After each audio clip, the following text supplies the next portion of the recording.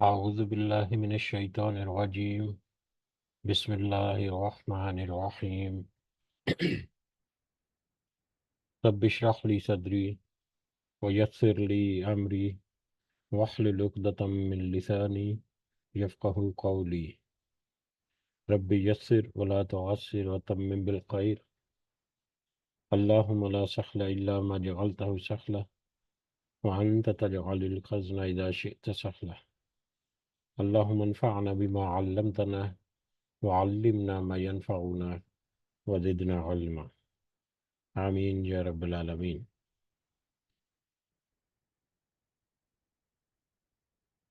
آج ہم انشاءاللہ اللہ کے خاص فضل و کرم سے،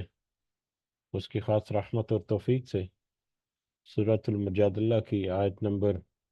14 سے آنورڈ، 14 نمبر آیت سے آنورڈ اپنا سبق دیکھیں گے اور کچھ آیات کو سمجھنے کی کوشش کریں گے۔ سب سے پہلے ہم اسی کی حمد اور اسی کا شکر اور اسی کی تعریف کرتے ہیں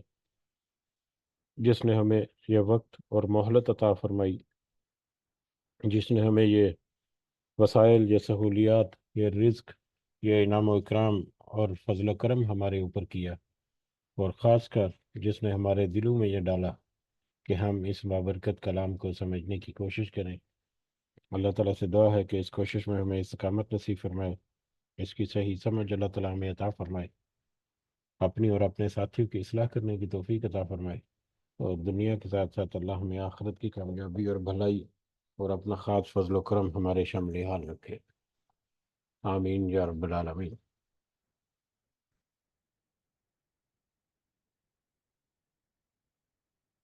اس سے پہلے کہ ہم آگے بڑھیں، اپنا پچھلا سبق جو ہے اس کا ترجمہ ایک دفعہ دہراتے ہیں، جو کہ اسی سورہ مبارکہ کی آیت نمبر 7 سے لے کر آیت نمبر 13 تک ہے، جس میں اللہ تعالیٰ نے فرمایا، کیا تو نے نہیں دیکھا کہ آسمانوں اور زمین کی ہر چیز سے ہم واقف ہیں؟ 3 آدمیوں کی سرگوشی نہیں ہوتی مگر اللہ ان کا چوتھا ہوتا ہے، اور 5 کی مگر ان کا چھٹا وہ اللہ ہوتا ہے، اور نہ اس سے کم کی اور نہ ہی زیادہ کی مگر وہ ساتھ ہی ہوتا ہے جہاں بھی وہ سب ہوں۔ پھر قیامت کے دن انہیں ان کے اعمال سے آگاہ کرے گا، بے شک اللہ ہر چیز سے خوب واقف ہے۔ کیا تو نے ان لوگوں کو نہیں دیکھا جنہیں کانا پھوسی یا سرگوشی سے روک دیا گیا تھا، وہ پھر بھی اس سے روکے ہوئے اس روکے ہوئے کام کو دوبارہ کرتے ہیں، اور آپس میں گناہ کی اور ظلم و زیادتی کی اور نافرمانی رسول صلی اللہ علیہ وسلم کی سرگوشیاں کرتے ہیں، اور جب تیرے پاس آتے ہیں تو تجھے ان لفظوں میں سلام کرتے ہیں جن لفظوں میں اللہ تعالیٰ نے نہیں کہا یا اللہ تعالیٰ نے تعلیم نہیں دی، اور اپنے دل میں کہتے ہیں کہ اللہ تعالیٰ ہمیں اس پر جو ہم کہتے ہیں سزا کیوں نہیں دیتا، ان کے لیے جہنم ہی کافی سزا ہے جس میں یہ جائیں گے، سو وہ جہنم ایک برا ٹھکانہ ہے۔ اے ایمان والو، تم جب سرگوشی کرو تو یہ سرگوشیاں گناہ اور ظلم اور نافرمانی پیغمبر صلی اللہ علیہ وسلم کی نہ ہوں، بلکہ نیکی اور پرہیزگاری کی باتوں پر سرگوشی کرو، اور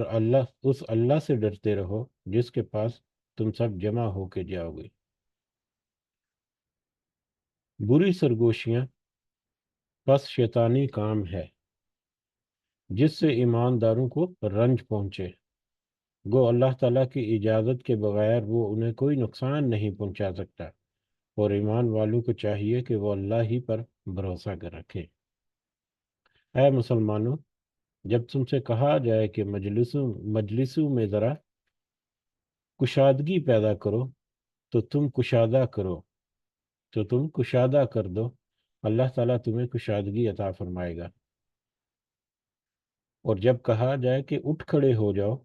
تو تم اٹھ کھڑے ہو جاؤ، اللہ تعالیٰ تم میں سے ان لوگوں کے جو ایمان لائے اور جو علم دیے گئے درجے بلند کرے گا۔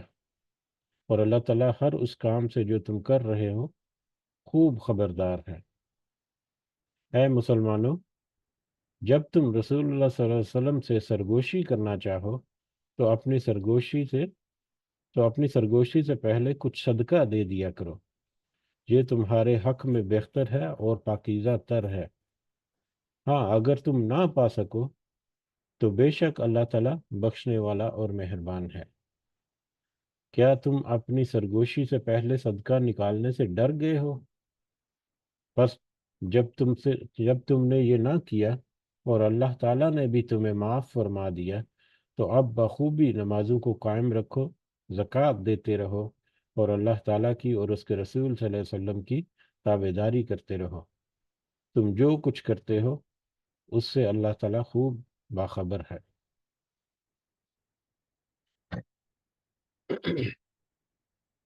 یہ ہمارا کل کا سبق تھا، اور ہم نے دیکھا کہ کل کے سبق میں بھی کچھ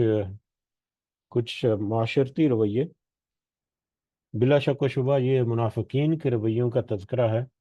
کہ منافقین کا یہ کردار رہا، اور ان منافقین کے کردار کے یا ان کے رویوں کے برعکس مسلمانوں کو کس طرح سے رویہ رکھنا چاہیے۔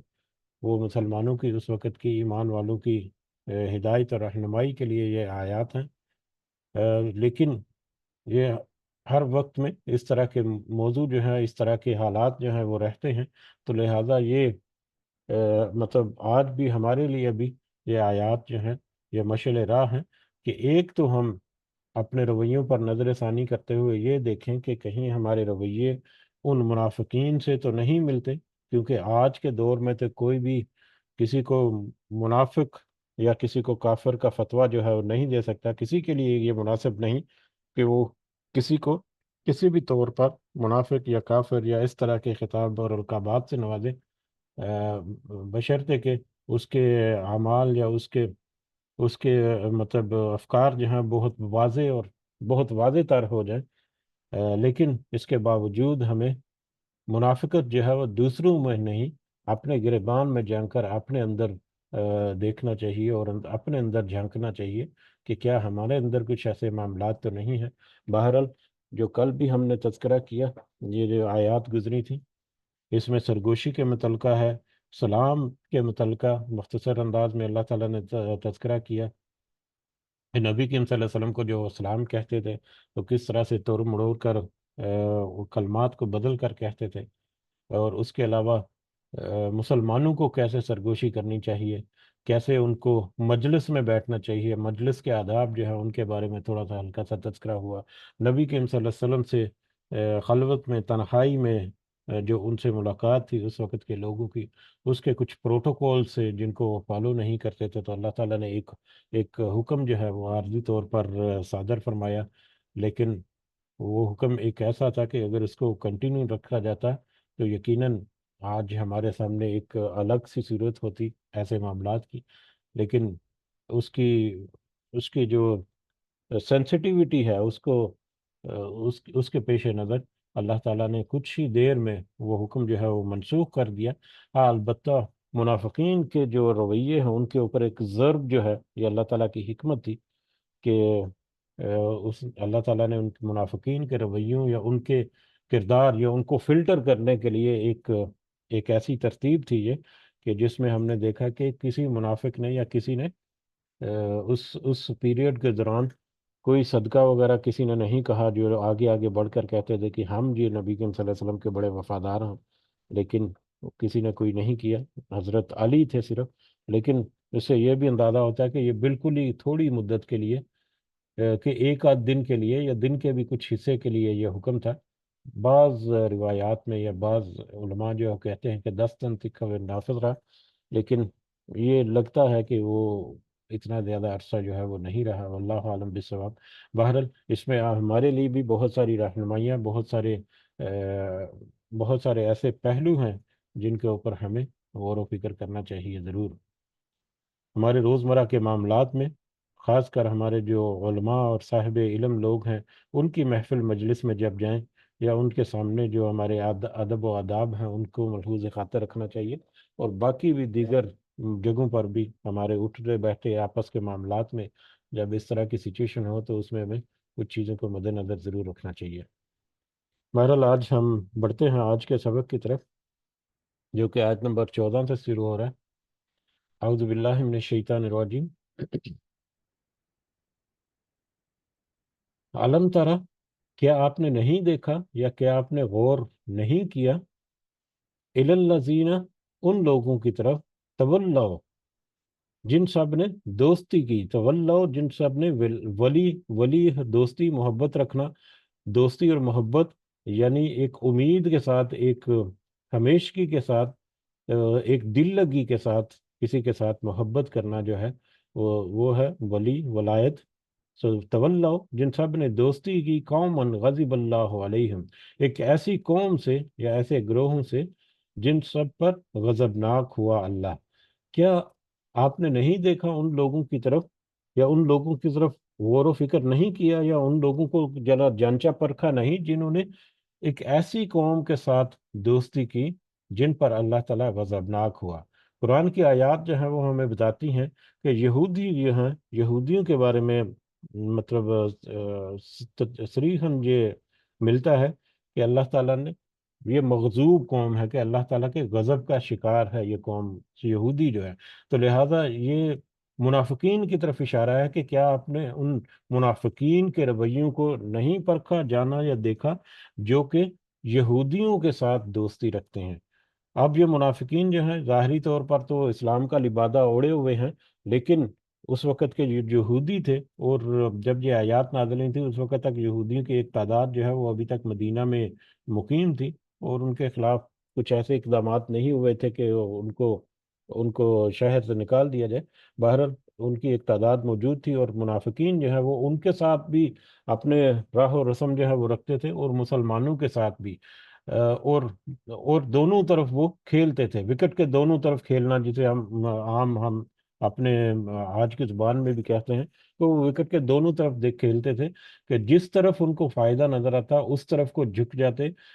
لیکن نہ ہی وہ مسلمانوں کے خیر خواہ تھے، نہ ہی وہ یہودیوں کے خیر خواہ تھے۔ مسلمانوں کے خیر خواہ تو صرف اس لیے کہ مسلمانوں کا ان کو ٹائٹل تھا، اور اس کے ذریعے سے ان کو ایک پروٹیکشن، ایک کور جو ہے وہ ملا ہوا تھا معاشرے میں ان کے رہنے سہنے کے لیے یا دیگر سہولیات کے لیے، لیکن وہ در حقیقت مسلمانوں کے خلاف تھے دلی طور پر۔ ایکچولی وہ ان یہودیوں کے ساتھ ہی تھے، اور ان یہودیوں کے ساتھ مل کر وہ مسلمانوں کے خلاف کوئی بھی معاملہ ہوتا تو اس میں وہ بڑا پیش ہوتے تھے۔ تو ان کی طرف اشارہ کر کے اللہ تعالیٰ کہہ رہے ہیں کہ کیا آپ نے ان لوگوں کی طرف نہیں دیکھا، یا ان لوگوں کو جانچا پرکھا نہیں کہ ان کے رویے کیسے ہیں، جنہوں نے یہودیوں کے ساتھ ایز ایک مغضوب قوم کے ساتھ اپنی دوستی جو ہے وہ نبھا رہے ہیں یا دوستی کر رکھی ہے۔ ما ہم منکم ولا منہم، آج کی آیات جو ہیں وہ بہت اہم ہے۔ آج کا جو رکوع ہے اس میں ایک بڑا اہم موضوع جو ہے وہ ہمارے سامنے آئے گا۔ جیسے جیسے ہم بڑھیں گے تو وہ موضوع جو ہے وہ تھوڑا سا نکھر کر سامنے آتا چلا جائے گا، پھر ہم اس کے اوپر مزید بھی تھوڑی سی بات کریں گے۔ ما ہم منکم ولا منہم، نہ وہ تم میں سے ہیں اور نہ ان یہودیوں میں سے۔ یہ منافق جو ہیں نہ تو مسلمانوں میں سے ہیں اور نہ ہی یہودیوں میں سے، نہ ہی کھل کر وہ مسلمانوں کا ساتھ دیتے ہیں۔ ظاہری طور پر تو وہ مسلمانوں کے ساتھ ہیں، دلی طور پر تو وہ مسلمانوں کے اگینسٹ ہی ہیں۔ اسی طرح سے یہودیوں کے ساتھ بھی رویہ ہے کہ نہ ہی وہ ان کے ساتھ کھل کر ان کا ساتھ دے سکتے ہیں، اور نہ ہی وہ ان کو چھوڑ سکتے ہیں کہ ان کے بینیفٹ جو ہیں وہ دونوں کے ساتھ مختلف انداز سے جڑے ہوئے ہیں۔ دنیاوی مال اور دنیاوی نفع اور دنیاوی مال و دولت جو اس کی حرص یا اسی کی جو محبت ہے اس کی وجہ سے یہ منافقت جو ہے وہ ان کے دلوں میں پیوست ہے۔ وہ یخلفون، اور وہ سب قسمیں کھاتے ہیں، وہ نہ تو مسلمانوں کی طرف ہیں اور نہ ہی یہودیوں کی طرف ہیں، بلکہ وہ یخلفون علی الکاذبی، وہ قسمیں کھاتے ہیں اپنے جھوٹ پر، وہم یا علمون، حالانکہ وہ اس کو خوب اچھی طرح سے جانتے ہیں۔ وہ اپنے جھوٹ پر قسمیں کھاتے ہیں لیکن وہ اچھی طرح سے اس کو جانتے ہیں، یا لیکن پھر بھی وہ جھوٹی قسمیں کھاتے ہیں جانتے بوجھتے ہوئے، یہ جانتے ہوئے بھی کہ وہ مسلمانوں کے ساتھ نہیں ہیں، لیکن مسلمانوں کو یقین دلانے کے لیے کہ ہم تمہارے ساتھ ہیں، ہم تمہارے خیر خواہ ہیں، وہ مسلمانوں کو قسمیں کھا کھا کر یقین دلاتے اسی طرح سے ان کا رویہ یہودیوں کے ساتھ ہوتا کہ ان کو بھی تسلی اور یقین دلانے کے لیے کہ یقین کر لو کہ ہم تمہارے ساتھ ہیں، ان کے ساتھ بھی وہ قسمیں کھاتے اسی طرح سے. تو جانتے بوجھتے ہوئے بھی ان کو پتہ بھی ہے کہ ان کا اپنا رویہ جو ہے وہ کیا ہے، اس کے باوجود وہ جھوٹی قسمیں کھا کھا کر مطلب تسلی دلاتے ان کو جن کے ساتھ بھی وہ بیٹھے ہوتے. اعد اللہ لہم، تیار کر رکھا ہے ان کے لیے عذابً شدیدہ، ایک سخت عذاب. اللہ تعالیٰ نے ان منافقوں کے لیے ایک سخت عذاب تیار کر رکھا ہے. انہم ساء ما کانوا یعملون، بے شک وہ لوگ برا ہے جو وہ سب کر رہے ہیں. بے شک اس وجہ سے یہ عذاب، سخت عذاب جو ہے اس لیے کہ بے شک وہ جو کام کر رہے ہیں یا جو بھی ان کا عمل ہے وہ یقیناً ایک بہت برا عمل ہے جو وہ کر رہے ہیں. اتخذوا، انہوں نے بنا رکھا ہے، ایمانہم، اپنی قسموں کو، جنہ، ڈال. انہوں نے اپنی قسموں کو ڈھال بنا رکھا ہے، اپنی قسموں کو ڈھال بنا رکھا ہے. کس طرح سے ڈھال بنا رکھا ہے اس کو آگے ہم دیکھتے ہیں دوبارہ سے. فصدو، پس انہوں نے روکا، عن سبیل اللہ، اللہ کے راستے سے. پس انہوں نے ان قسموں کے ذریعے بھی اللہ کے راستے سے روکا، لوگوں کو اللہ کے راستے سے روکا. فلہم عذاب مہین، تو اس لیے ان کے لیے رسوا کرنے والا عذاب ہے.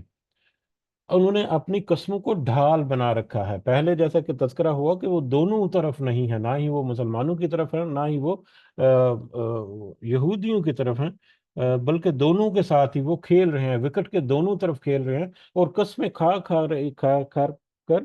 دونوں کو یقین دلاتے ہیں. اور خاص کر ہم مسلمانوں کی بات کر رہے ہیں، مومنین کی بات کر رہے ہیں کہ جن کے ساتھ وہ ایکچولی وہ دشمنی کر رہے تھے، یہودیوں کے ساتھ دوستی اور مسلمانوں کے ساتھ دشمنی. تو وہ قسمیں کھا کھا کر اپنی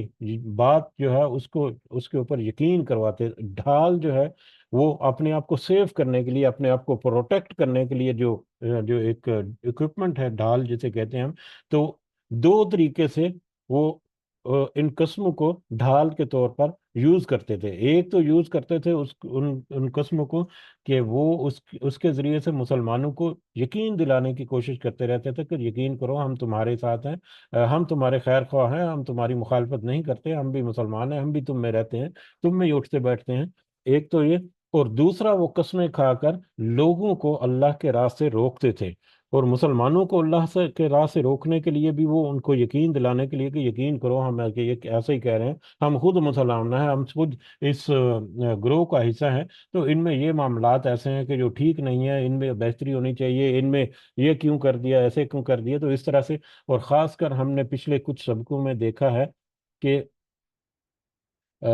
کہ جو نئے مسلمان ہیں، جو جن کا مضبوط ایمان جو ہے وہ ابھی تک زیادہ مضبوط نہیں ہے، جو ابھی ایمان کی ابتدائی منازل میں ہیں، جن کے اوپر اللہ تعالیٰ نے کچھ آیات بھی، جیسا کہ پچھلی سورہ مبارکہ میں بھی ہم نے دیکھا کہ پوری کی پوری جو سورہ مبارکہ ہے وہ ان کمزور جو عقیدہ مسلمان جو ہیں ان کو خطاب کرتے ہیں. اللہ تعالیٰ نے سارا کہا.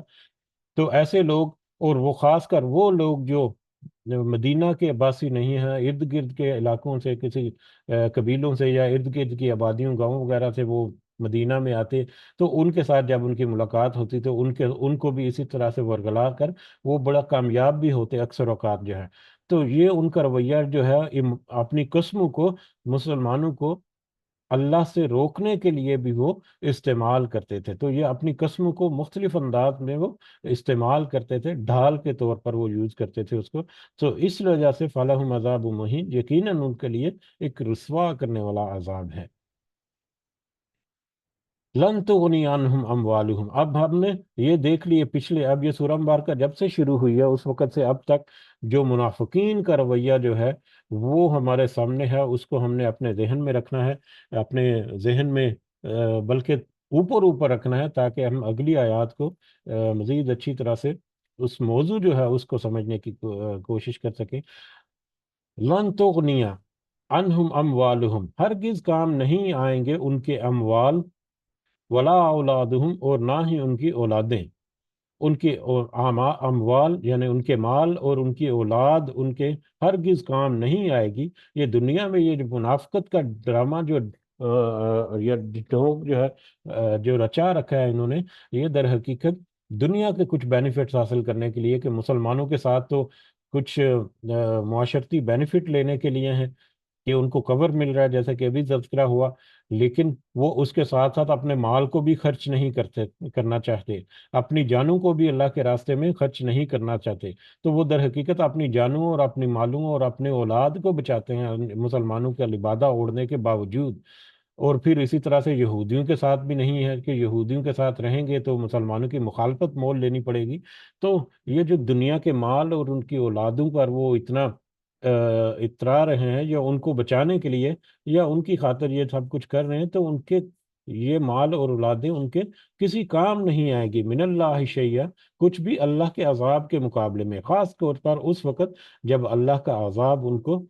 پیش کیا جائے گا قیامت کے دن۔ دنیا میں تو وہ ذلیل و رسوا ہوں گے، اس کی مختلف آیات ملتی ہیں، لیکن یہ جو مال اور یہ جو اولادیں جن کی وہ پروٹیکشن کر رہے ہیں اس دنیا میں رہتے ہوئے، وہ ان کو اللہ کے عذاب سے بھی بچا نہیں سکیں گے۔ اولئک اصحاب الناری، تو یقیناً یہ لوگ جو ہیں آگ کے ساتھی ہیں، آگ والے ہیں، ہم فیہا خالدون، اس میں وہ ہمیشہ ہمیشہ رہیں گے، کوئی ان کی وہاں پر مدد اور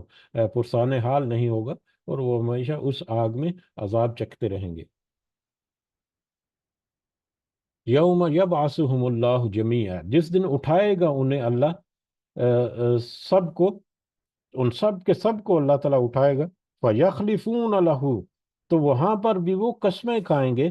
اس کے سامنے، کس کے سامنے؟ یعنی اللہ کے سامنے۔ اللہ جب ان کو قیامت کے دن اٹھائے گا تو وہاں پر اللہ کے سامنے بھی وہ قسمیں کھائیں گے، کما یخلفون لکم، جس طرح سے وہ قسمیں کھا رہے ہیں آج تمہارے سامنے۔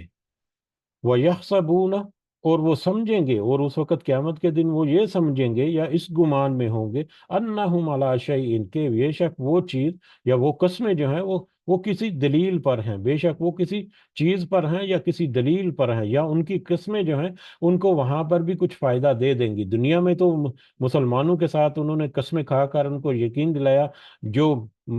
جو ان کے رویوں کو خوب اچھی طرح سے جانتے ہیں، وہ تو ان کے معاملے میں بہت کیئرفل ہیں، لیکن بہت سارے لوگوں کو انہوں نے ورگلا بھی لیا، بہت سارے لوگوں کو انہوں نے قائل بھی کر لیا۔ تو دنیا میں تو ان کی قسمیں جو ہیں، کیونکہ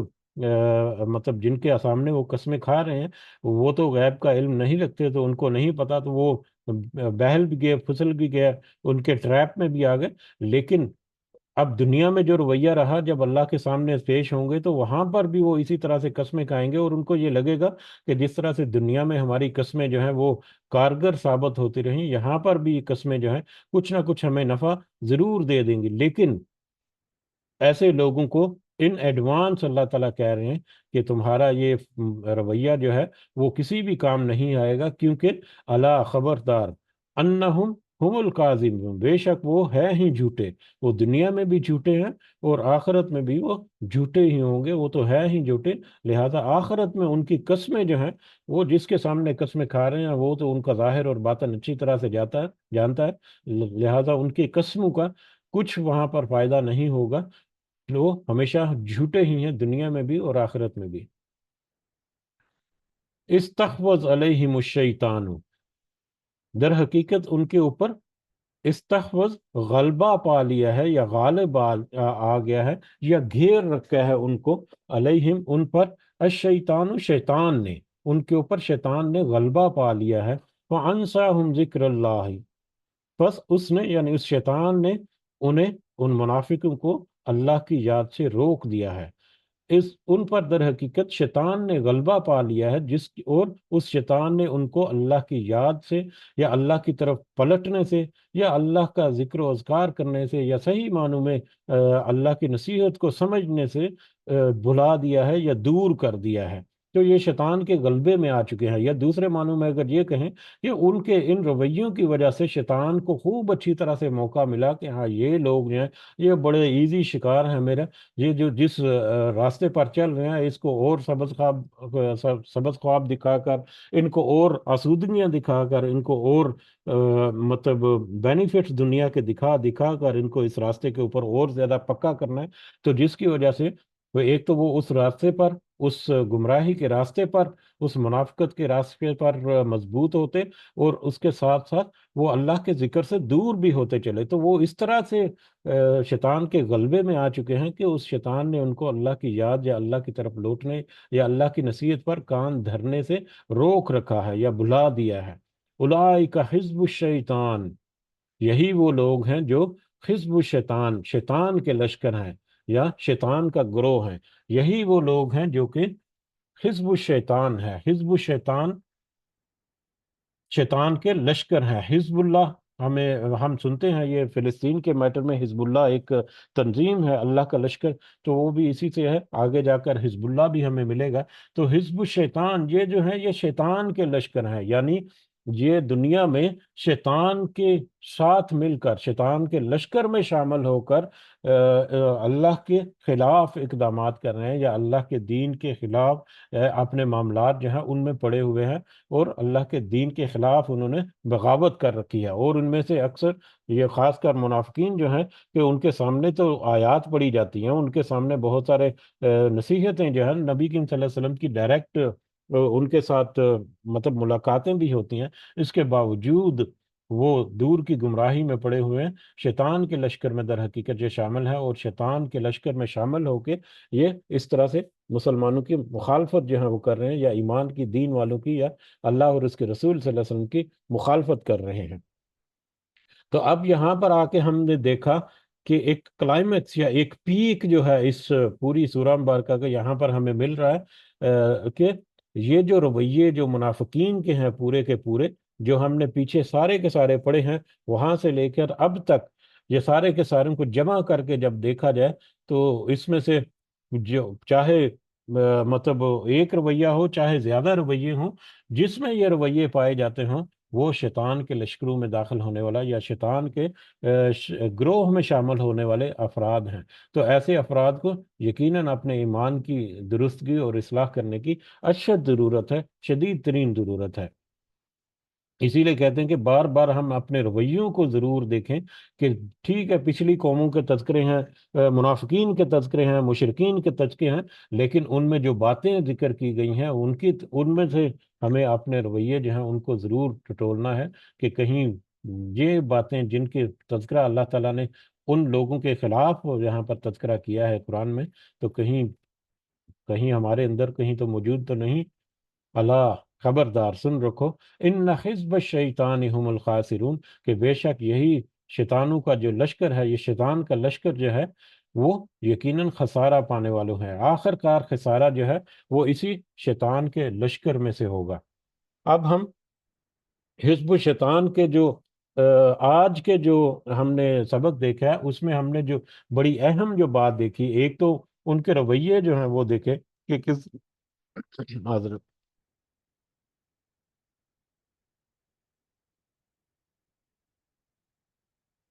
ایک تو ان کے رویے ہم نے دیکھے کہ کس طرح سے وہ سرگوشیوں کے میٹر میں، یا نبی کریم صلی اللہ علیہ وسلم سے سلام دعا کے میٹر میں، یا نبی کریم صلی اللہ علیہ وسلم سے تنہائی میں بات چیت کرنے کے میٹر میں، یا مجلس کے آداب کے میٹر میں، یا دوسرے بہت سارے ایسے میٹر جو ہم نے آج پڑھے ہیں، یا اس کے علاوہ پچھلے بھی آیات یا پچھلے سبقوں میں بھی ہم پڑھ چکے ہیں، تو ایک تو وہ رویے یا وہ ان کی کردار کی خامیاں ان کے اندر موجود تھی، اس کے ساتھ ساتھ ایک دوسری انڈیکیشن جو آج کی آیات میں بطور خاص ہم نے اپنے ذہنوں میں رکھ کر آگے بڑھنا ہے، وہ ہے کہ وہ دوستی کرتے ہیں ان لوگوں کے ساتھ جن کے اوپر اللہ تعالیٰ نے غضب کیا، اللہ کے مغضوب لوگ جو ہیں ان کے ساتھ وہ دوستی رکھتے ہیں۔ یہ دونوں جو ہے وہ بڑے اہم پہلو ہیں جو ہمیں آگے بڑھ کر اس موضوع کو مزید واضح کریں گے۔ ان الذین یحادون اللہ، بے شک وہ لوگ جو مخالفت کرتے ہیں اللہ کی، یہ مخالفت حدوں سے کراس کرنے والی مخالفت، شدید ترین مخالفت، ایکسٹریم کی مخالفت جو ہے، بے شک وہ لوگ جو اللہ کی مخالفت کرتے ہیں ورسولہ اور اس کے رسول کی صلی اللہ علیہ وسلم، اولئک فی الازلین، تو وہ ذلیل ترین لوگوں میں سے ہیں۔ یہ لوگ جو اللہ اور اس کے رسول صلی اللہ علیہ وسلم کی مخالفت پر تلے ہوئے ہیں، یہ در حقیقت ذلیل ترین لوگوں میں سے ہیں، کیونکہ ان کو اللہ تعالیٰ دنیا میں بھی کچھ نہ کچھ ضلالت کا مزہ ضرور چکھائے گا، لیکن دنیا میں تو کچھ کمی بیشی ان کے ساتھ ہو گئی اگر، لیکن آخرت میں تو وہ ذلیل ترین عذاب میں ہوں گے، رسوا کن عذاب میں ہوں گے، اور ہمیشہ ہمیشہ اس میں ہوں گے۔ کتب اللہ لأغلبن، اللہ نے تو لکھ دیا ہے، یا اللہ نے تو یہ پکا ارادہ کر لیا۔ لکھ دیا کا مطلب کتبہ لکھ دیا ہوتا ہے، فرض کر دیا ہوتا ہے، ایک بڑا پکا اور ٹھوس قول اللہ تعالیٰ کا ہے کہ لأغلبن، کہ ضرور بالضرور میں غالب آؤں گا،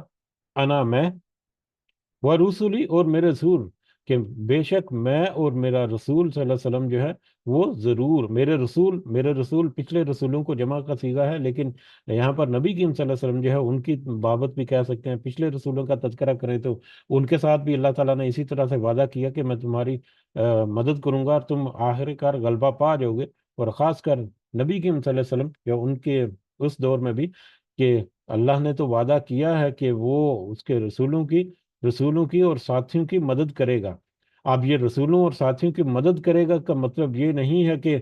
پلیٹ میں رکھ کر ان کو کامیابی مل جائے گی۔ اس کے لیے ان کو قربانیاں دینی پڑے گی، ان کو جد و جہد کرنے پڑے گی، ان کو مشکل حالات جو ہیں ان سے دوچار ہونا پڑے گا۔ یہ کافی تفصیل سے میرا خیال ہے، اس سے پہلے ہم نے ایک دو دفعہ تذکرہ کیا ہے کہ اللہ کی مدد جو ہے اس کا مطلب یہ ہے کہ ایک طے شدہ وقت جو ہے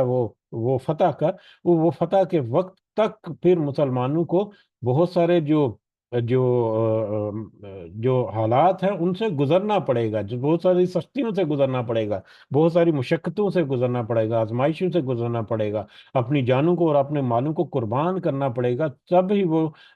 مطلب بھٹی میں مطلب پگھل کر وہ کندن بنیں گے اور خالص سونا بن کر وہ پھر آگے دین کی خدمت کر سکیں گے۔ تو لہٰذا اللہ کی طرف سے تو یہ قول پکا ہے کہ اللہ ضرور غالب ہوگا، میں اور میرے رسول، یعنی اللہ اور اس کی اللہ سے مراد آگے ہی اسی آیت کے اگلے حصے میں یہ مزید وضاحت ہمیں ملتی ہے، ان اللہ قوی نذیر، بے شک اللہ بہت طاقتور اور نہایت غالب ہے۔ اللہ تو بذات خود بہت ہی طاقتور اور غالب ہے، ہر طاقت کے اوپر وہ پوری قدرت رکھتا ہے، اور ہر چیز کے اوپر وہ پوری طرح سے غلبہ رکھتا ہے۔ تو اس کو تو ضرورت نہیں ہے کہ وہ کوئی مدد کرے اس کی، کہ اس کو طاقتور بنانے کے لیے، لیکن اس کے دین کو غلبہ دینے کے لیے دنیا کے جو لوگ ہیں، جو ان کے رسول اور ان کے ساتھی جو ہیں، وہ در حقیقت اللہ کے ساتھی ہیں، جو اللہ کے دین کو اس دنیا کے اوپر نافذ کرنے کے لیے مطلب اللہ کی مدد کرتے ہیں، یا اللہ کے اوپر کیا ہر قرض حسنہ جو ہے اس کی شکلیں مختلف جو ہیں اس میں بھی شامل ہو جاتی ہیں۔ تو جو بھی ایسا کرے گا جو اللہ تعالیٰ کی طرف سے طے شدہ ہے کہ وہ اپنے رسول کی اور اپنے بندوں کی مدد ضرور کرے گا، اور ان کا غلبہ ضرور دکھائے گا، ضرور دلائے گا، لیکن اس کے لیے وہ وقت جو ہے وہ آنا ضروری ہے، اس وقت تک محنت اور مشقت کرنی ہوگی ان کو۔ تو اللہ تعالیٰ نے تو یہ طے شدہ ہے بات کر دی، یا یہ لکھ دیا کہ ضرور میں اور میرے رسول جو ہیں وہ غلبہ پا کر رہیں گے ان منافقین پر، ان مشرکین پر، ان اہل کتاب پر، ان دنیا کی طاغوت اور باطل قوتیں جو ہیں ان کے اوپر۔ بے شک اللہ تعالیٰ خوب طاقتور اور نہایت غالب ہے۔ لا تجد قوم یؤمنون، اب یہاں سے یہ آخری آیت ہے اس سورہ مبارکہ کی، لیکن یہ بہت اہم آیت ہے ہمارے لیے ہونے جا رہی ہے کہ لا تجد قوم یؤمنون، آپ نہیں پائیں گے ایسے قوم یا ایسے لوگوں کو۔ اب یہاں پر جیسے کہ ابھی مطلب انڈائریکٹ الفاظ میں تذکرہ تو ہم نے کیا کہ اللہ اپنے رسول اور اس کے جو ساتھی ہیں ان کی مدد ضرور کرے گا، اور اللہ کی مدد سے پھر رسول اور ان کے ساتھی جو ہیں، اصحاب جو ہیں، وہ ضرور غلبہ پا کر رہیں گے، اور یہ غلبہ در حقیقت اللہ کا غلبہ ہوگا، یا اللہ ان پر غالب آ رہا ہوگا۔ تو یہاں پر اسی کی فردر ایکسٹینشن یا اس کی اگلی جو مزید ایکسپلینیشن ہے وہ ہے لا تجد قوم یؤمنون، یہ جو لوگ ایمان لائے ہیں آپ کے اوپر، آپ کے ساتھی جو اصحاب ہیں رضوان اللہ اجمعین، آپ ایسے لوگ یا ایسی قوم یا ایسے گروہ نہیں پائیں گے، یا ان گروہ کو یا اس قوم کو آپ اس طرح سے نہیں پائیں گے۔ کس طرح سے؟ نمبر ون، یؤمنون باللہ والیوم الآخر، کہ وہ کیا اللہ اور آخرت کے دن پر ایمان رکھتے ہیں۔ ایک طرف تو وہ اللہ اور آخرت کے دن پر ایمان رکھتے ہیں، اور دوسری طرف یوادون، وہ دوستی رکھتے ہیں، من حاد اللہ، ان لوگوں سے جنہوں نے مخالفت کی اللہ کی و رسولہ اور اس کے رسول کی۔ اللہ اور اس کے رسول کی مخالفت کی۔ آپ اس گروہ کو ایسا نہیں پائیں گے کہ وہ بیک وقت، کہ وہ ایک ہی وقت میں اللہ اور اس کے کہ اللہ اور یوم آخرت جو ہے، اللہ اور قیامت پر بھی یقین رکھیں، اور اس کے ساتھ ساتھ وہ اللہ اور اس کے رسول کے مخالفت جو دشمن جو ہیں ان کے ساتھ بھی دوستی رکھیں، جو آپ ان لوگوں کو ایسا نہیں پائیں گے۔ ٹھیک ہے، اس کو مختلف ترتیب سے اگر اس جملے کو واضح کرنے کی کوشش کریں تو یہ مفہوم نکلتا ہے کہ آپ اپنے ساتھیوں کو، اپنی اس قوم کو، اپنے اس لوگوں کو، وہ لوگ جو آپ کے ساتھ دلی طور پر جڑے ہوئے ہیں، آپ ان لوگوں کو اس حالت میں نہیں پائیں گے کہ یہ اللہ اور آخرت پر بھی یقین رکھیں، اور اس کے ساتھ ساتھ وہ اللہ کے دشمنوں، اللہ اور اس کے رسول صلی اللہ علیہ وسلم کے دشمنوں کے ساتھ دوستی بھی رکھیں۔ جس طرح سے میں نے تذکرہ کیا تھا، پیچھے منافقین کا ذکر ہوا تھا کہ وہ ایک تو مسلمانوں کا لبادہ اڑے ہوئے ہیں، دوسرا وہ مغضوب لوگوں کے ساتھ دوستی رکھے ہوئے ہیں، جس کی وجہ سے دوسرے رویے جو ہیں ان کو جمع کر کے ان کو اللہ تعالیٰ نے کہہ دیا کہ وہ تو حزب و شیطان ہے۔ تو اب یہ حزب اللہ کی طرف اللہ تعالیٰ یہ آیت ہمیں لے کر جا رہی ہے کہ حزب اللہ کون سے لوگ ہیں؟ حزب اللہ کے گروہ یا اللہ کے لشکر وہ لوگ ہیں جو کہ اللہ اور قیامت کے دن پر یقین رکھتے ہیں، اور اس کے ساتھ ساتھ اس کے رسول اور اللہ اور اس کے رسول کی مخالفت کرنے والے لوگوں کے ساتھ وہ دوستی نہیں رکھتے، ان کے ساتھ وہ دشمنی رکھتے ہیں، ان کے ساتھ وہ مطلب دوستی نہیں رکھتے، چاہے کہ وہ دشمن جو ہے، اللہ اور اس کے رسول کے دشمن جو ہیں، چاہے کہ ان کے قریبی رشتہ دار ہی کیوں نہ ہو، جیسا کہ وَلَوْ كَانُوا آبَاءَهُمْ، یا اگرچہ وہ ان کے اللہ اور اس کے رسول کے دشمن جو ہیں ان کے باپ ہی کیوں نہ ہوں، او ابناءہم، یا ان کے بیٹے، او اخوانہم، یا ان کے بھائی، او عشیرتہم، یا ان کے خاندان کے لوگ، یا ان کے دوسرے رشتہ دار، چاہے وہ اللہ کے دشمن ان کے قریبی رشتہ دار، ان کے باپ، ان کے بیٹے، ان کے بھائی، یا ان کے قریبی خاندان کے دوسرے لوگ ہوں، چاہے وہی کیوں نہ ہو، وہ اللہ اور اس کے رسول کے مقابلے میں ان کے ساتھ دوستی نہیں رکھیں گے، جب تک کہ یہ لوگ، کوئی بھی لوگ اللہ اور اس کے رسول کی دشمنی کریں گے، وہ اس کی دشمنی کریں گے، وہ ان کے ساتھ ان کے مخالفت میں رہیں گے، اور اللہ کے ساتھ وہ دوستی نبھائیں گے، کیونکہ وہ اللہ اور قیامت کے دن پر یقین رکھتے ہیں، لہذا وہ اللہ اور اس کے رسول صلی اللہ علیہ وسلم کے دشمن کے ساتھ کبھی دوستی نہیں کریں گے، بلکہ اس کی مخالفت کریں گے، یہاں تک کہ ان کے باپ اور ان کے بیٹے یا ان کے قریبی رشتہ دار ہی کیوں نہ ہو۔ اور یہ آیات جو ہیں آگے جا کر مزید واضح ہوگی کہ یہ صحابہ کرام رضوان اللہ اجمعین جو ہیں ان کی عظمت اور ان کے کردار جو ہے اس کی طرف ہمیں اشارہ کرتی ہے کہ کس طرح سے ان صحابہ نے نبی کی اللہ اور رسول صلی اللہ علیہ وسلم کی دوستی جو ہے وہ نبھائی، اس قدر وہ پکے اپنے ایمان میں ہوئے کہ ان کو اپنے جو قریبی رشتہ دار جو ہیں ان کی مخالفت بھی مول لینا پڑی، اور ان کی مخالفت بھی پھر ڈھکے چھپے الفاظ میں نہیں، یہ نہیں کہ سامنے سامنے میں مخالفت کی اور اندر اندر سے بے شک وہ کوشش ہی کرتے رہیں، ٹھیک ہے کوشش ووشش ہوگی، لیکن جو اللہ کا دشمن ہے وہ ان کا بھی دشمن ہے، اور انہوں نے پورے طور پر ان کو دشمن مانا ہے۔ کسی باپ نے اپنے بیٹے کو نہیں چھوڑا، کسی بھائی نے اپنے بھائی کو نہیں اپنایا، جب تک کہ وہ اللہ کا دوست اور اللہ کا مطلب ساتھی جو ہے وہ نہیں بن گیا۔ تو صحابہ کرام کی یہ جو خوبی ہے اس کی طرف اب یہ آیات جو آ رہی ہیں، اگر ہم دیکھیں کہ کس طرح سے صحابہ کرام نے پریکٹیکلی اس بات کو، اس آیت کو ثابت کیا کہ وہ اللہ اور اس کے رسول کے دشمن جو ہیں، چاہے وہ ان کے قریبی رشتہ دار ہی کیوں نہ ہو، وہ ان کے ساتھ دوستی نہیں کریں گے اللہ اور اس کے رسول کے مقابلے میں۔ تو اس کی بہت ساری مثالیں جو ہیں وہ ہمیں ملتی ہیں حدیث میں بھی اور تاریخ کی کتابوں میں بھی، جس میں کچھ چیدہ چیدہ مثالیں ایسی بھی ہو سکتی ہیں کہ حضرت عمر نے اپنے رضی اللہ تعالیٰ عنہ نے اپنے ماموں کو قتل کیا، مطلب غزوہ بدر جو ہے وہ ایک بہت بڑی مثال ہے، غزوہ بدر بھی اور غزوہ احد بھی، اور اس کے علاوہ باقی جنگوں میں بھی بہت سارے ایسے سچویشن جو ہیں وہ ہوئی ہیں، جیسا کہ حضرت عمر کے بارے میں کہ انہوں نے اپنے ماموں کو اسی طرح سے قتل کیا۔ حضرت ابو بکر رضی اللہ تعالیٰ عنہ اپنے بیٹے کے سامنے لڑنے کے لیے تیار ہو گئے، کیونکہ ان کا بیٹا جو ہے وہ ابھی تک اسلام میں داخل نہیں تھا، وہ دشمن تھا اسلام کا۔ حضرت علی، حضرت حمزہ اور حضرت عبیدہ یا ان کے علاوہ باقی جو ہیں انہوں نے بھی اپنے قریبی رشتہ داروں کو اسی طرح سے غزوہ بدر اور احد اور دوسرے کچھ جو مواقع ہیں ان میں اسی طرح سے قتل تک کر دیا۔ حضرت عمر نے جب جنگ بدر کے قیدی جب آئے تو رسول اللہ صلی اللہ علیہ وسلم کو انہوں نے، حضرت عمر نے کہا کہ ان سب کو قتل کر دیا جائے، بلکہ ان سب کو قتل بھی کیسے کر دیا جائے کہ ان کو ان کے رشتہ دار جو ہیں ان کے حوالے کر دیا جائے اور ان کے رشتہ دار ان کو قتل کریں۔ یہاں تک وہ ان کی اللہ کی محبت میں اپنے دشمنوں کو کس قدر وہ بڑا دشمن سمجھتے تھے۔ اسی طرح سے ایک مثال ملتی ہے کہ حضرت مصعب نے دیکھا، حضرت مصعب جو ہیں ان کے سگے بھائی ابو عزیز بن عمیر کو ایک انصاری پکڑ کر باندھ رہا تھا۔ یہ غزوہ بدر کا واقعہ ہے غالباً، کہ حضرت مصعب بن عمیر، حضرت مصعب جو ہیں وہ ان کے بھائی جو ہیں ابو عزیر جو ہیں ان کو ایک انصاری جو ہے وہ پکڑ کر باندھ رہا تھا، تو حضرت مصعب نے دیکھا تو پکار کر فرمایا کہ ذرا اس کو مضبوط باندھنا، اس کی ماں جو ہے وہ بڑی مالدار ہے، وہ اس کی رہائی کے بدلے تمہیں بہت سا فدیہ دے گی۔ تو اس پر ابو عزیز نے کہا کہ تم تو میرے بھائی ہو کر یہ بات کہہ رہے ہو؟ تو حضرت مصعب نے جواب دیا کہ اس وقت تم میرے بھائی نہیں ہو، بلکہ یہ انصاری میرا بھائی ہے جو تمہیں گرفتار کر رہا ہے۔ اور اس کی مثالوں میں سے ایک بڑی مثال ہمیں ملتی ہے کہ خود نبی کریم صلی اللہ علیہ وسلم کے داماد ابو العاص، جو اس وقت تک مسلمان نہیں تھے، تو وہ جب بدر کے مقام پر جب وہ گرفتار ہوئے تو ان کو بھی دیگر جو قیدی تھے ان کے برابر کا وہاں پر ان کو رکھا گیا۔ نبی کریم صلی اللہ علیہ وسلم کے داماد ہونے کی وجہ سے ان کو کوئی پروٹوکول یا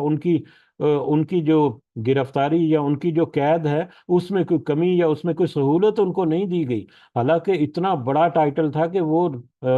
مطلب رحمت للعالمین جو ہیں ان کے داماد ہیں۔ لیکن اس کے باوجود وہ جب جنگی قیدی ہیں، جب وہ اسلام کے دشمن ہیں، جب اللہ اور اس کے رسول صلی اللہ علیہ وسلم کے دشمن ہیں، تو وہ پھر سارے کے سارے ایک ہی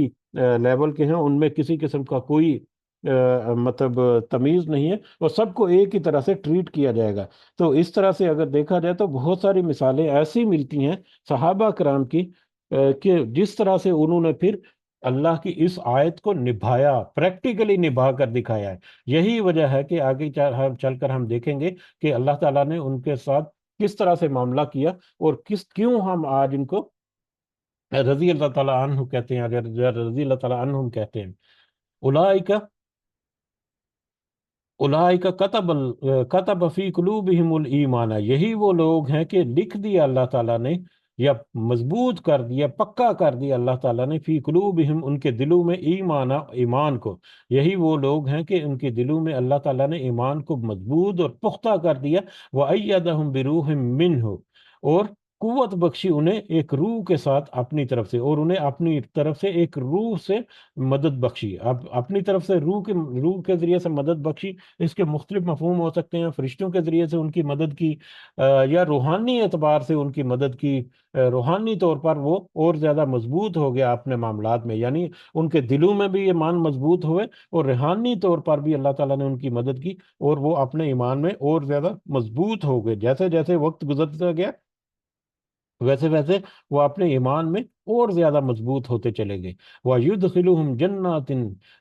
یہی وہ لوگ ہیں کہ وہ داخل کرے گا انہیں باغات میں، جنات میں، جنتوں میں، تجری من تحتها الانہار، جس کے بیچوں بیچ یا جس کے نیچے نہریں بہتی ہوں گی، خالدین فیہا، جس میں وہ ہمیشہ ہمیشہ رہنے والے ہوں گے۔ یہی وہ لوگ ہیں جو اللہ کے مقربین میں ہیں، یہی وہ لوگ ہیں جو جن کو وہ اللہ تعالیٰ جنتوں میں داخل کرے گا، جس میں نہریں بہتی ہوں گی، اور ہمیشہ ہمیشہ اس میں رہیں گے۔ رضی اللہ عنہم، راضی ہو گیا اللہ تعالیٰ ان سے، ورضوا عنہ، اور وہ اللہ سے راضی ہو گئے۔ اللہ ان سے راضی ہو گیا اور وہ اللہ سے راضی ہو گئے۔ اللہ تعالیٰ ان سے راضی ہو گیا، اللہ تعالیٰ نے ان سے راضی ہو گیا۔ اس کی تو ایک مثال ہم نے دیکھی کہ کس قدر انہوں نے عظیم قربانیاں دیں اللہ اور اس کے رسول صلی اللہ علیہ وسلم کے ساتھ نبھانے کے لیے۔ یہی وجہ ہے کہ اللہ ان سے راضی ہو گیا، اور اسی وجہ سے گو کہ یہ آیت، یہ رضی اللہ عنہم جو ہے، گو کہ یہ آیت جو ہے اس طرح سے براہ راست تو صحابیوں کے ساتھ یا صحابہ کرام کے ساتھ تو منسوب نہیں ہے، کسی روایت سے پتہ نہیں چلتا، لیکن مطلب صرف صحابہ کرام ہیں جن کے لیے یہ ٹائٹل جو ہے وہ ہم کہتے ہیں، یا یہ دعا جو ہے ہم دیتے ہیں، یا یہ کول جو ہے ہم کہتے ہیں جب بھی ان کا نام ہمارے سامنے آتا ہے کہ رضی اللہ تعالیٰ عنہ ہو، کہ انہوں نے اتنی عظیم قربانیاں دیں اپنی مطلب زندگی میں اللہ اور اس کے رسول کا ساتھ دینے کے لیے، جو یہی وجہ ہے کہ اللہ تعالیٰ ان سے راضی ہو گیا، رضی اللہ عنہم، اور یہی وجہ ہے کہ ہم بھی ان کو رضی اللہ تعالیٰ عنہ کہتے ہیں۔ وہ رضو ان، اور وہ بھی اللہ سے راضی ہو گئے، وہ بھی اللہ سے راضی ہو گئے۔ آخرت میں تو راضی ہونا ہی ہونا ہے، جس کو بھی جنت کی بشارت ہے یا جو بھی جنت میں داخل ہوگا، وہ تو دنیا میں اللہ کے وہ وعدے جو غیب میں ہیں، جو ان کے سامنے نہیں ہے، دنیا میں اللہ نے وعدہ کیا کہ تمہیں کامیابی ملے گی، تو انہوں نے اس کے اوپر بھی راضی ہو گئے کہ ہاں ہمیں اللہ تعالیٰ کامیابی دے گا۔ دنیا میں اللہ تعالیٰ نے وعدہ کیا کہ تم مشقتیں برداشت کرو گے تو تمہیں آخرت میں اجر ملے گا، جنتیں ملے گی، وہ تو دنیا میں اللہ کے اس وعدے پہ راضی ہو گئے، تو دنیا میں ہی جب وہ راضی ہو گئے تو آخرت میں تو راضی راضی ہوں گے انشاءاللہ۔ تو یہ نہ صرف وہ اللہ ان سے راضی ہو گیا، بلکہ ان کی یہ جو ان کی جو یہ جو مقام ہے، یا بلند رتبے یا بلند درجات ان کو مل گئے، اس کی ایک وجہ یہ بھی ہے کہ دنیا میں بن دیکھے اللہ کو، بن دیکھے اللہ کے وعدوں کو، بن دیکھے وہ اس کے اوپر راضی ہو گئے، اور صحیح معنوں میں راضی ہو گئے، ہماری طرح سے راضی نہیں ہوئے کہ بس الفاظ کچھ ہو رہے ہیں اور ہمارے معاملات جو ہیں وہ کچھ ہو رہے ہیں۔ اب ان آیات کو جب جمع کریں ہم، اچھا آگے پڑھتے ہیں، پھر اس کے بعد تھوڑی سی بات کریں گے بس مختصر سی۔ اولئک حزب اللہ، یہی وہ لوگ ہیں جو اللہ کا گروہ ہیں۔ وہ حزب الشیطان تھا، اب یہ حزب اللہ آ گیا۔ اولئک حزب اللہ، یہی وہ لوگ ہیں جو اللہ کا گروہ ہیں یا اللہ کا لشکر ہیں یا حزب اللہ ہیں۔ اللہ خبردار، ان حزب اللہ، کہ بے شک اللہ کا لشکر جو ہے یا اللہ کے گروہ کے لوگ جو ہیں، ہم المفلحون، یہی وہ لوگ ہیں جو در حقیقت صحیح معنوں میں فلاح اور کامیابی یا حقیقی کامیابی اور حقیقی فلاح جو ہے وہ پانے والے ہیں۔ یہی حزب اللہ ہے جو صحیح معنوں میں کامیاب لوگ ہیں، دنیا میں بھی اور آخرت میں بھی۔ اب اگر ہم دوبارہ سے انالائز کریں حزب اللہ اور حزب الشیطان، تو ہمارے ذہنوں میں کچھ تھوڑا سا ایک امیج تو بن گیا ہوگا کہ حزب اللہ کون سے لوگ ہیں اور حزب الشیطان جو ہے اس میں کون کون سے لوگ داخل ہیں۔ اب ہمارا اپنے رویوں کو، لمبی بات نہیں کریں گے، بس مختصر سی بات اگر کرتے چلیں، تو اگر ہم اپنے رویوں کو مطلب تھوڑا سا ٹٹولتے چلیں، تو ہمارے رویوں میں، چاہے وہ انفرادی طور پر ہوں چاہے وہ اجتماعی طور پر ہوں، ہمیں ملی جلی باتیں نظر آتی ہیں کہ مطلب ساری باتوں کو جمع کر کے ایک جگہ پر اگر ہم ایک ہی جملے میں اگر ہم ادا کرنے کی کوشش کریں، تو ہم کہہ سکتے ہیں کہ ایک کول اس طرح کے سوشل میڈیا کے اوپر بھی آپ نے کئی دفعہ سنے ہوں گے، مذاق سمجھے یا حقیقت سمجھے، لیکن یہ حقیقت جو ہے تو وہ صورتحال واضح کرتی ہے ہمارے رویوں کی، کہ ہم لائف سٹائل تو یا رہن سہن جو ہے یا اپنی زندگی کی سہولیات جو ہے وہ تو ہم اپنانا چاہتے ہیں، وہ جو کہ یورپ اور ویسٹ والے اپنا رہے ہیں، ان کا اٹھنا بیٹھنا، ان کا کھانا پینا، ان کے معاشرے میں آپس میں ملنا جلنا، اٹھنا بیٹھنا، دل تو ہمارا کرتا ہے کہ ہم اس طرح سے زندگی بسر کریں، لیکن ہماری یہ خواہش ہے کہ ہماری موت جو ہے وہ مکہ اور مدینہ میں آئے۔ کاروبار تو ہم کریں گے، کھل کر کریں گے، اس میں سپر پروفٹ بھی کریں گے، ایکسٹرا سپر پروفٹ لینے کے لیے مطلب بھاری بھاری قیمتیں رکھیں گے اور بہت زیادہ بینیفٹ حاصل کریں گے، اور غبن کر کے اور کرپشن کر کے اور پتہ نہیں کس کس طرح سے وہ کمائیں گے، اور کمانے میں تو ہم اس طرح سے کریں گے، لیکن ہم اس بات پر پوری امید بھی ہوں گے کہ ہم ایک سال میں 2-3 دفعہ عمرہ بھی کر لیا یا کئی کئی دفعہ حج بھی کر لیا تو اللہ تعالیٰ معاف کر دے گا۔ تو یہ دونوں رویے ایک ساتھ میں جمع نہیں ہو سکتے، اور یہ دونوں رویے جمع ہونا ہی در حقیقت یہ دونوں گروہوں کی سب سے بڑی نشانی ہے، کہ حزب الشیطان جو ہے وہ تو وہ لوگ ہیں جو رویوں کے ساتھ ساتھ اللہ کے دشمنوں کے ساتھ دوستی بھی رکھتے ہیں، اللہ کے غضب کیے ہوئے بندے جو ہیں ان کے ساتھ وہ دوستی بھی رکھتے ہیں، جبکہ حزب اللہ جو ہیں وہ تو اپنے رویے، اپنے انفرادی یا اجتماعی رویے جو ہیں ایمان کے اور اپنے عمل صالح ہونے کے ساتھ ساتھ وہ اللہ اور اس کے رسول کے دشمن جو ہیں صلی اللہ علیہ وسلم، ان کے دشمنوں کے ساتھ وہ دشمنی نبھائیں گے، نہ کہ ان کے ساتھ وہ دوستی کریں گے۔ اب یہ دوستی جو ہے ایک الگ سے موضوع بیچ میں سے نکل سکتا ہے کہ کیا نان مسلم کے ساتھ دوستی ہو سکتی ہے؟ تو ان کے ساتھ لینا دینا، لین دین یا کچھ معاملات میں اٹھنا بیٹھنا، اس میں تو کسی قسم کی ممانعت نہیں ہے۔ لیکن یہ دوستی جس کا یہاں پر تذکرہ کیا جا رہا ہے وہ دلی دوستی ہے، دلی طور پر دوست ہو جانا، دلی طور پر ان کے ساتھ محبت ہو جانا، کہ جس کی وجہ سے آپ کے اپنے افکار اور آپ کے جو مذہبی اور روحانی جو معاملات ہیں وہ افیکٹ ہوتے ہیں۔ تو آپ کے مذہبی اور روحانی افکار اور سوچ اور جو آپ کے عقائد جو ہیں وہ کسی طور پر بھی کمپرومائز نہیں ہونا چاہیے کسی بھی ایسی دوستی کے اوپر۔ تو یہ حزب اللہ اور حزب الشیطان کے درمیان ایک بڑا فرق جو ہے، اس کی جو ریزنز ہمیں جو سمجھ آ رہی ہیں یہ آیات میں، ان کو اگر ہم سمجھیں تو ہمیں بہت ساری ایسی چیزیں ملے گی جن کے اوپر ہمیں ریویو کرنے کی ضرورت ہے۔ اللہ تعالیٰ سے دعا ہے کہ اللہ تعالیٰ ہمیں اس ریویو کرنے کی توفیق بھی عطا فرمائے، اور اس کے مطابق پھر ہمیں اپنی اصلاح کر کے اصلاح کرنے کی بھی توفیق عطا فرمائے۔ آمین یا رب العالمین۔ وما علینا الا البلاغ المبین۔ جی اگر کچھ اضافہ آپ کرنا چاہیں تو کر سکتے ہیں۔ الحمدللہ یہ سورہ مبارکہ ہماری مکمل ہو گئی۔ کل اللہ کی توفیق سے ہم اگلی سورت جو ہے سورۃ الحشر وہ شروع کریں گے۔ سب کو دعا میں ضرور یاد رکھیں۔ اگر کچھ اضافہ آپ کرنا چاہیں تو کر سکتے ہیں۔ جزاکم اللہ خیرا کثیرا۔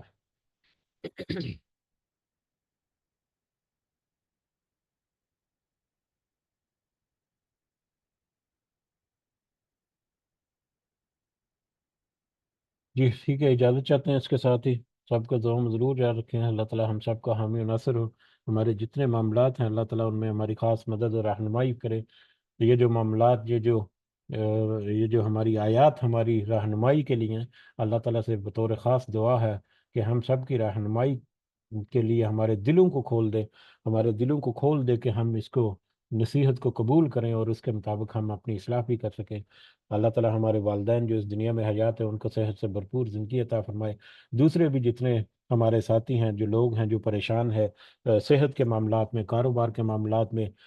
دیگر معاملات میں، اللہ تعالیٰ ان کے اوپر بھی اپنی خاص فضل و کرم اور اپنی رحمت اور شفقت جو ہے وہ عطا فرمائے۔ اور آخرت میں بھی ہمارے والدین اور سارے مومنین اور مومنات جو اس دنیا سے گزر گئے ان کی آخرت منزلیں میں آسان کرے اور ان کو جنت الفردوس میں اعلیٰ مقام عطا فرمائے، اور ہمیں بھی دنیا کے رزق میں سے آخرت کمانے کی توفیق عطا فرمائے۔ آمین یا رب العالمین۔